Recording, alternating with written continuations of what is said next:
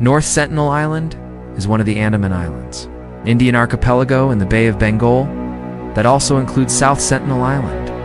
A protected area of India, it is home to the Sentinelese, an indigenous tribe in voluntary isolation who have defended often with force their protected isolation from the outside world. The island is about 8 kilometers 5 miles long and 7 kilometers 4 plus 12 miles wide, and its area is approximately 60 square kilometers, 23 square miles.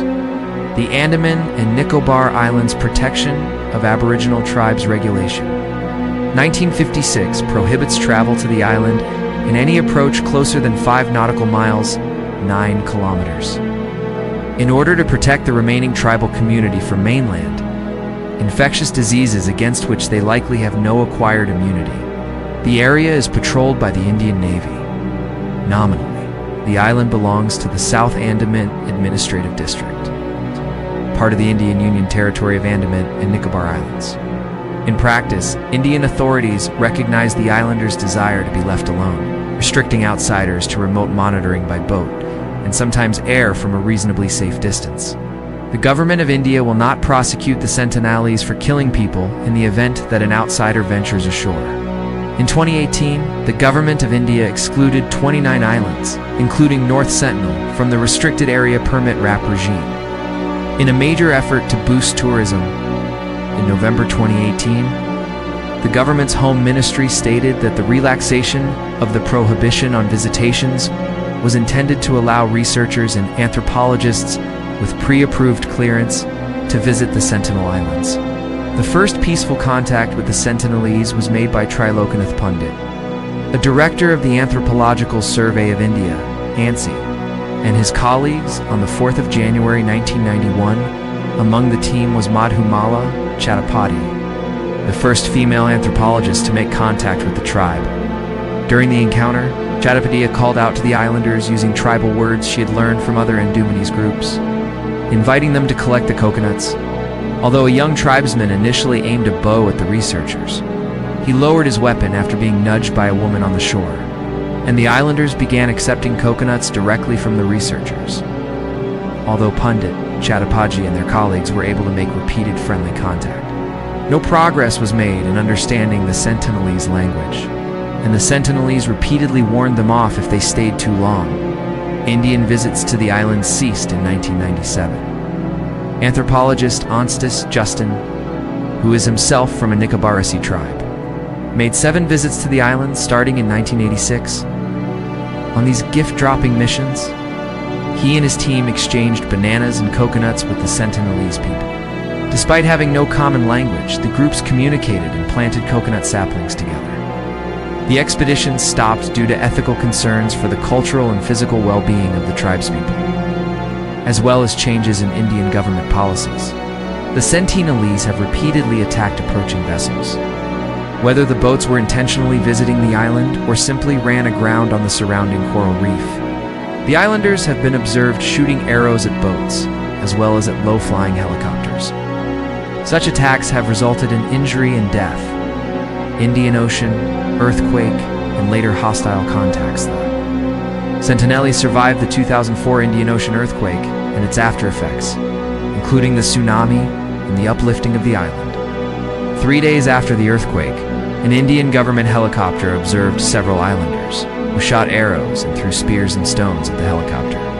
Although the tsunami disturbed the tribal fishing grounds, the Sentinelese appear to have adapted. In January 2006, 2 Indian fishermen, Sundar Raj and Pundit Tiwari, were fishing illegally for mud crabs in prohibited waters and were killed by the 2 Sentinelese when their boat drifted too close to the island.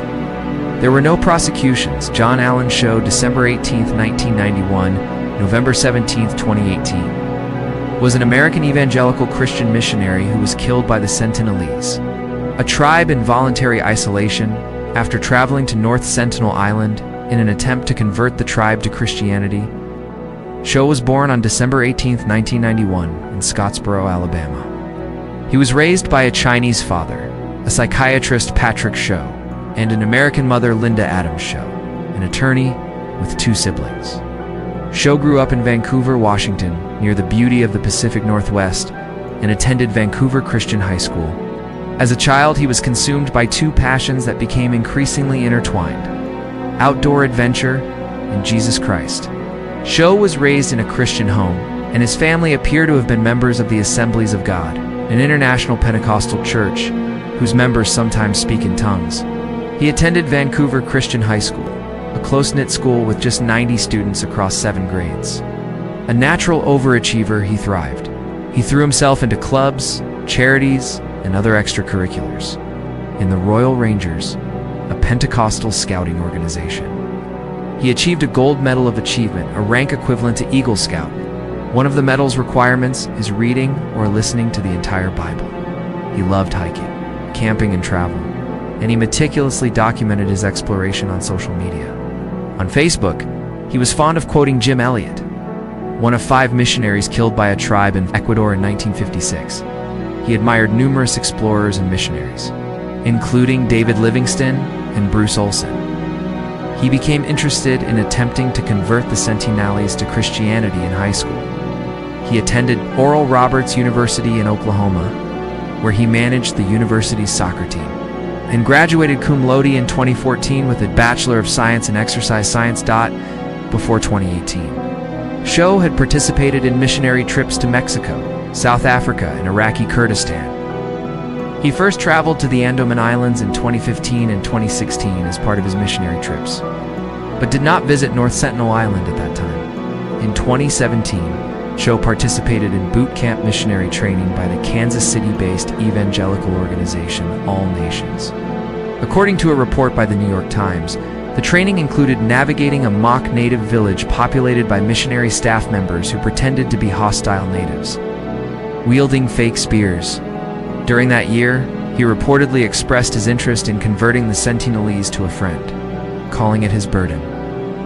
In October 2018, Chau traveled to and established his residence at Port Blair, capital of the Andaman and Nicobar Islands, where he prepared an initial contact kit including picture cards for communication, gifts for the Sentinelese people, medical equipment, and other necessities. In August 2018, the Indian Home Ministry had removed 29 inhabited islands in Andaman and Nicobar from the restricted area permit RAP regime in an attempt to promote tourism. However, visiting North Sentinel Island without government permission remained illegal under the Andaman 56. In November, Chau embarked on a journey to North Sentinel Island, which he thought could be Satan's last stronghold on Earth. With the aim of contacting and living among the Sentinelese, in preparation for the trip, he was vaccinated and quarantined, and also undertook medical and linguistic training. Chau paid to fishermen $25,000, equivalent to $33,000, or $400 in 2023, to take him near the island. The fishermen were later arrested. Chau expressed a clear desire to convert the tribe, and was aware of the legal and mortal risks he was taking by his efforts. Writing in his diary, "Lord, is this island Satan's last stronghold, where none have heard or even had the chance to hear your name? The eternal lives of this tribe is at hand, and I think it's worthwhile to declare Jesus to these people. Please do not be angry at them or at God if I get killed. Don't retrieve my body." On November 15th, Chau attempted his first visit in a fishing boat, which took him about 500 to 700 meters, 1,600 to 2,300 feet from shore. The fisherman warned Chau not to go farther, but he canoed toward shore with a waterproof Bible. As he approached, he attempted to communicate with the islanders and to offer gifts, but he retreated after facing hostile responses. On another visit, Chau recorded that the islanders reacted to him with a mixture of amusement, bewilderment, and hostility. He attempted to sing worship songs to them and spoke to them in Xhosa, after which they often fell silent. Other attempts to communicate, such as echoing the tribesmen's words, ended with them bursting into laughter, making Chau theorize that they had been cursing at him. Chau stated they communicated with lots of high-pitched sounds and gestures. Eventually, according to Chau's last letter, when he tried to hand over fish and gifts, the boy shot a metal-headed arrow that pierced the Bible he was holding in front of his chest. after which he retreated again. On his final visit, on November 17th, Chau instructed the fishermen to abandon him, and afterwards he was killed by the tribesmen, likely by arrows. The fishermen later saw the islanders dragging Chau's body, and the next day, they saw his body being buried on the shore.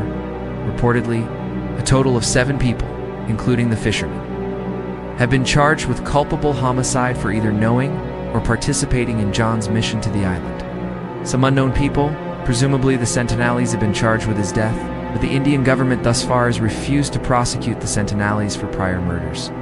In their efforts to protect the Sentinelese from outside visitors, the Indian government has a sovereign island, from India to Cape Town to Washington. People talked about how he made friends, gave himself away. He didn't tell most of them about the mission he dedicated his life to. Mostly, day after day, year after year, he took another selfie in the wilderness, or read another book in his cabin, or wrote a few more lines on Instagram, or in his journal, in his endless retelling of the fable of the solo adventurer. John was the lone ship on the sea. There was no part in this tale for a girlfriend or a best friend to confide, and there was no room for a father, mother, brother, or sister to call him back. He did get lonely. He did miss friends and family at the end. But God, the one, had reserved for John the mission of reaching the loneliest people on earth. And as he wrote in a goodbye note to Alex on his last morning, it was always a one-way trip. I think I might die tomorrow even, he wrote. I wish I could have had more time to express my thanks to you. I'll see you again. Bro, and remember, the first one to heaven wins. John had been alone in the world. Now he was alone at the end of the world. He knew how the story ended.